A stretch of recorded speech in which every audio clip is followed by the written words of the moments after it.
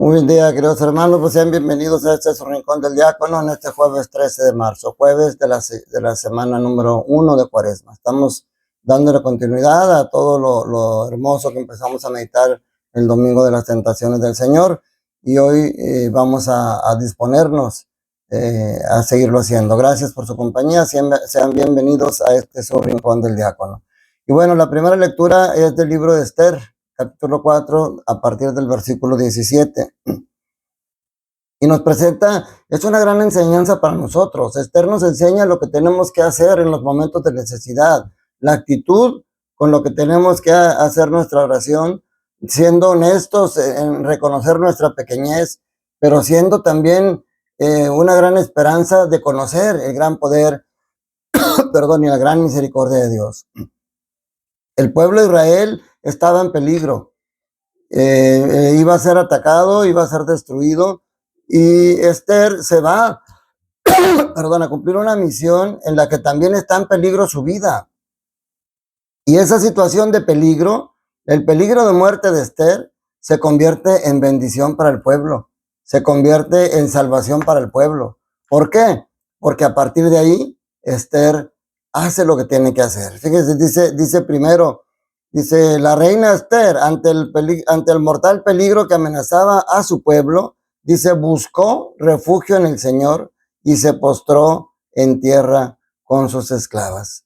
Fíjense, eso es interesantísimo. Buscó al Señor y luego se postró. Buscarlo con humildad, buscarlo y reconociendo el gran poder que Él tiene, reconociendo quién es.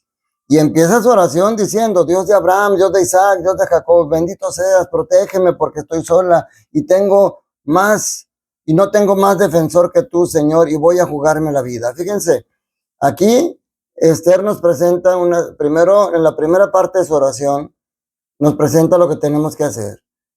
Ya nos lo dice en el Evangelio, que el Señor sabe lo que necesitamos antes de que lo pidamos, pero a Él le gusta ese contacto con nosotros.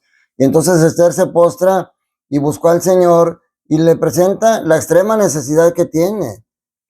Se muestra en un gran abatimiento, desconsolada, se siente en la soledad, siente que no tiene los recursos para poder enfrentar al enemigo, se siente desamparada, pero no pierde el ánimo, porque tiene la esperanza, se siente animada por la esperanza de que conoce la grandeza del Señor, porque incluso acude, como lo decíamos, a la experiencia, acude a recordar cómo el Dios de sus padres, dice, según los libros yo sé que nos dejaron nuestros padres, que tú siempre salvas a los que te son fieles, ayúdame ahora a mí, porque no tengo a nadie más que a ti. Fíjense qué gran humildad.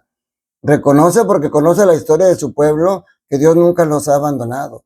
Por eso en medio de ese abatimiento, en medio de ese desamparo, ve la grandeza de Dios, ve su poder absoluto y sobre todo el amor tan grande que Dios tiene a su pueblo. Y por eso le surge esa confianza pascual, esa confianza que Dios puede hacerla pasar del miedo a la alegría, de las lágrimas a la alegría. Por eso al final termina diciendo, con tu poder, Señor, líbranos de nuestros enemigos, convierte nuestro llanto en alegría y haz que nuestros sufrimientos nos contengan la vida. ¿Cómo del sufrimiento puede salir la salvación si nosotros sabemos ofrecerlo al Señor? En el Evangelio de Mateo, capítulo 7, versículos del 7 al 12. Este pasaje, bueno, ¿qué les puedo decir? Todas las Sagradas Escrituras, sobre todo la palabra del Señor Jesús, es hermosa, pero a mí me encanta porque siempre decimos que nuestra oración más utilizada es la de petición. Siempre pedir y pedir. No nos olvidamos que también hay oración para dar gracias, hay oración para alabar y darle gloria a Dios. Pero aquí nos dice la actualidad litúrgica que cuando hacemos una oración de petición, ahí va también ya escondida una alabanza. Porque cuando tú pides, es porque sabes que al que le estás pidiendo te puede ayudar. Reconoce su poder, reconoce su autoridad. Y eso ya es estar dando algo de alabanza a Dios. Dice, Jesús le dijo a sus discípulos, pidan y se les dará, busquen y encontrarán, toquen y se les abrirá. 3 verbos, buscar, tocar y pedir. sea, eso es algo que no tenemos que olvidar. Y me encanta este pasaje central del pasaje de hoy. ¿Acaso hay entre ustedes alguno que le dé una piedra a su hijo si éste le pide pan? Y si le pide pescado, le dará una serpiente.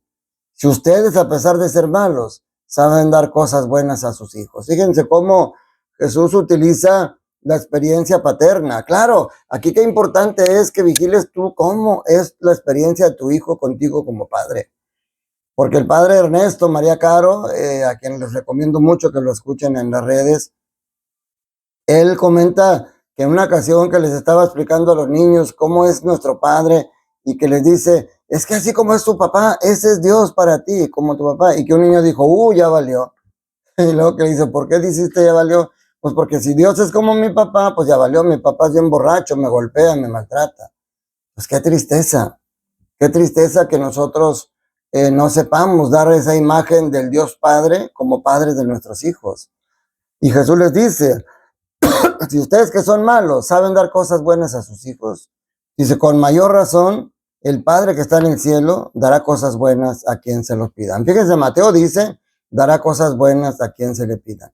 Los otros evangelios sinópticos dicen, si ustedes que son malos dan cosas buenas a sus hijos, con mayor razón el Padre les dará el Espíritu Santo a quien se lo pida, porque eso es lo mejor que nos puede dar. Entonces, y Jesús nos enseña las cualidades de la oración, una fe absoluta, una confianza plena en el amor y la misericordia de Dios, pero también agrega otro, la persistencia. Toquen, busquen, pidan, o sea, ser persistentes en la oración. Nosotros creemos que por una vez que vaya a misa y ya le pedí, ya se va a hacer Dios mi capricho.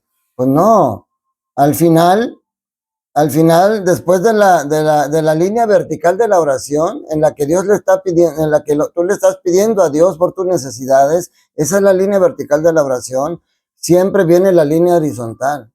Dios nunca deja de recordarnos la importancia, sí, de nuestra relación con Él, pero también de nuestra relación con nuestros hermanos. Por eso termina diciendo, traten a los demás como quieran que ellos lo traten a ustedes. En esto se resume la ley y los profetas. Fíjense qué interesante. La ley de Dios se resume en esto. Traten a los demás como quieran que los traten a ustedes. Si realmente nosotros hiciéramos eso, este mundo sería diferente, mis hermanos. Yo no podría hacerle daño a nadie porque no me gustaría que me hicieran daño a mí o a mis hijas o a alguien de mi familia. Yo no podría ser deshonesto con nadie porque no quisiera que fueran deshonestos conmigo. Y por eso se le llama la regla de oro. Vamos a tratar, mis hermanos, de cumplir con esto.